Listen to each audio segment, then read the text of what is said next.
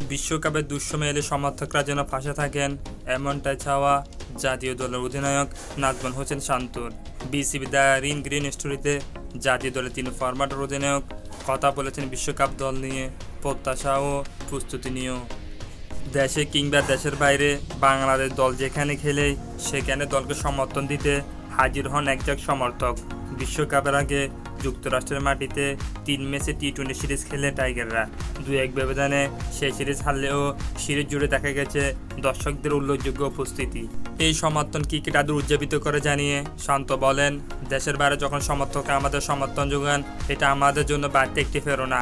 আমাদের দেশের মানুষ যেভাবে ক্রিকেট ফলো করেন, ক্রিকেটের পাশে থাকেন, এটা অবশ্যই দলকে সাহস যোগায়।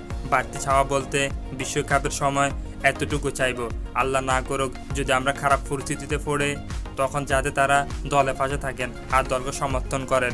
বড় স্বপ্ন নিয়ে বিশ্বকাপে পাড়ি জমালেও শান্ত কেন বেশি প্রত্যাশা না করে রাখার আহ্বান জানিয়েছেন, দিয়েছেন এর ব্যাখ্যাও।